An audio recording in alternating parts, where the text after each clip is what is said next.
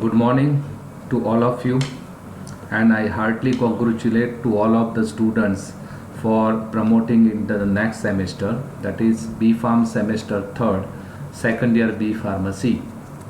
You are welcome again to the new year, second year B Pharmacy. The you will learn here 5 to 6 number of subject. Most of the subject having a theory and practicals as per the syllabus designed by Savitribai Phule, Pune University, Pune.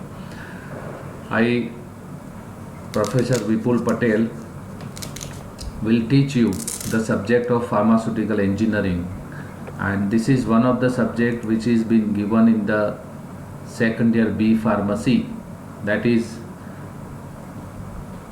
B Pharm semester 3rd. When we talk about pharmaceutical engineering, the pharmaceutical engineering is one of the concerned branch or study or the science which deal with the various industrial process in which the raw materials are processing in such a extent by which we can convert that processing into product or final raw material which are being used for pharmaceutical industry. So the subject is nothing but the art and science of various unit operation. So earlier the subject is very well known as the pharmaceutical unit operation, where various unit operations are being carried out in pharmaceutical industry to convert various process into product. And here we are supposed to learn how efficiently by use of various techniques or updated advancement through which we are getting highest efficient system to convert the pharmaceutical raw material or substances into the final product. Before going into subject, we should understand what is the scope. So the scope of this subject is to impart a fundamental knowledge on the art and science of various unit operation which are frequently used for pharmaceutical industry. So it is nothing but the implementation of the knowledge to enhance the efficiency of the unit operation processing system. What are the objective? What you learn after knowing that subject? Very first objective is to understand the mechanism and the various mode of fluid flow and heat transfer for various unit operation. Second, to understand the basic principle involved in various unit operation like filtration, size reduction, size separation, distillation, evaporation, mixing. These are the various unit operation which are frequently used for processing of the pharmaceutical industry. So we come to know after studying this subject what are the basic principle involved, what are the equipments which are being used frequently for the processing of this pharmaceutical raw material into the product. Third is to understand the significance of material handling system. In this particular unit you will learn something about various advancement in the material carrying system. So by which after implementing that material carrying system, how efficiently one can just get the outcome of this product or processing in pharmaceutical industry. It is also to understand for various preventive method used for corrosion control in pharmaceutical industry. There are several process, there are several raw material, there are several solvent, there are several liquid which might be cause corrosion in the pharmaceutical utensil, vessel or processing equipment. So we must be aware about what are these corrosion, how it take place, what are the basic way by which one can prevent this corrosion so we can avoid the contamination or corrosion of the pharmaceutical utensil. Also to understand the material plant construction, which are the material which are used for making that processing equipments and what is their significance or impact during the processing or during that unit operation. We will learn here various classifying form of different material which are being used for processing of the unit operation material fabrication. And lastly, to perform various unit operation involved in pharmaceutical manufacturing process by which you are getting your product, which kind of unit operation process which we are making convenient to convert the product. So this is what about the course outcome. you should be very clear about the course outcome, because course outcome is very important, so called as a heart of understanding the subject. And after knowing this measure course outcome is the result for you people to understand the concept and knowledge regarding the subject. So you should better know about that course outcome.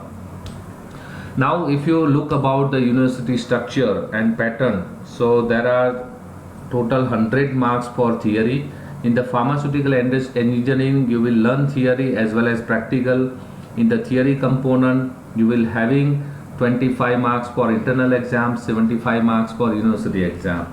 Within 25 marks of internal exam you will be having 15 plus 10 pattern. 10 means for continuous evaluation, 15 means for your sessional exam, and ultimately the summation of all three together will get your internal or sessional marks. Likewise 75 marks of theory for the university pattern exam. Similar pattern you will included in your practical part. Now this is what about the basic overview of the subject. Now there are 5 units which is been given as per the stated syllabus designed by Savitribai Phule Pune University and enforced by the Pharmacy Council of India. This syllabus comprises of 5 units. Unit 1 is deal with several pharmaceutical unit operation like size separation, size reduction, fluid flow. Unit 2 will deal with the heat transfer, distillation, evaporation. Unit 3 will deal with the filtration, mixing. Unit 4 will deal with your other pharmaceutical processing, like you can say about drying and mixing. And unit 5 is comprised of 2 major components: pharmaceutical plant, construction material, corrosion prevention, and one more added part is your various conveying system for the raw material to improve the efficiency of the human resource. These are the 5 units which describe in your syllabus. Now come to the main point of your syllabus with your very first chapter. Today we are going to discuss here is the size reduction. So if you look with the content of the syllabus, what are the objective of size reduction, mechanism and law governing the size reduction, factor affecting the size reduction. You learn here various principle, working, construction, advantage, drawback and application of major equipment like hammer mill, ball mill, fluid energy mill, edge runner mill and hand runner mill. This is the major component of your size reduction. Now what is size reduction? We all aware about when larger particles are there in the processing of pharmaceutical, we must require to cut down into desired size. So it is nothing but the physical deformation of the particle into appropriate size will cause the reduction, and this is called as a size reduction. To understand the things which I depicted one picture, that how the larger particles are getting combinations and that will converted into smaller particle. So because of that reason the size reduction can also be called as a comminutions or diminution or pulverization. All three terms are used as a synonym for the size reduction. What are the basic objective of the size reduction? To increase the surface area. Say for example in the solid particle, it is important to increase the surface area by means of physical destruction of the particles and converted into the small size. And so if the particles are getting converted into small size, it will be increase the contact area. Second is ease of mixing can be governed by means of the size reduction. It is easy to mix the small and uniform size of the powder material. Stability of the suspension is also the major objective for size reduction. By virtue of that you can enhance the formulation stability, and it is specifically important for the suspension where the particles are unique in size, must be there suspended into the liquid vehicle. Dosage form preparation where the unique particle size is always required. Say for example in granule for preparation of tablet, in capsule for preparation of powder mixture before filling. you must require the unique particle size. Then stability of some liquid formulation, say for example emulsion, where the particle size of liquid is also important, where the oil globule must be controlled in such an extent that you can enhance the stability of the emulsion. Reduction in gastric irritation is also one of the objective, because there are few pharmaceutical active and inactive material which will cause the irritation upon the contact with your body physiology part or gastrointestinal tract. So if you keep the size into unique form, it will reduce the irritation. It will also increase the absorption area because of particle size reduction, increase the contact with and will increase the absorption. And the elegance of the dosage form or appearance of the dosage form is also one of the objective. What advantage you are getting as per discussion in the objective? Content uniformity. If you maintain the particle size uniquely, you can enhance the content uniformity. One can also improve the flow property if the particle size are of unique. One can also increase the effective extraction of galenicals or any botanicals or herbal plant material for the extraction purpose if the particle size are to be controlled. Up to such an extent the solvent can percolate in the powder and we are getting that extracted material. Drying process is also get affected by particle size. Physical stability, as earlier talked about emulsion, suspension, it will also improve the dissolution rate as the particle size are going to control. It can also improve the rate of absorption if the particles are going to be controlled in such an extent it is readily available into the solution form and we can enhance the absorption. If we talk about the drawback, so degradation is one of the chances where there are few proteinous medicine or there are few substance when we are going for size reduction due to the heating, the chances of the drug degradation. If you go for more milling of the powder, there may be more chances for poor mixing. And third one is the contamination. This is nothing but if you go for more particle size, de-dusting and dusting will be cause the contamination of your product. So these are the drawback. Then mechanism of size reduction, there are four major mechanisms.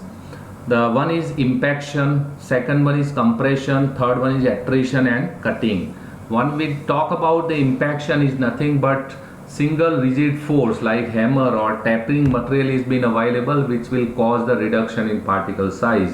Compression means it is nothing by use of compression force you are going to cut down the particle into smaller size, or it's not cutting but by means of compression you are going to reduce the particle size. Then attrition, particles are scraping against one another and against the rigid surface by rubbing action will cause the attrition. And cutting, by means of the sharp blade one can use that cutting. These pictures depict the whole mechanism of your size reduction. First one is the impaction where the particle is thrown.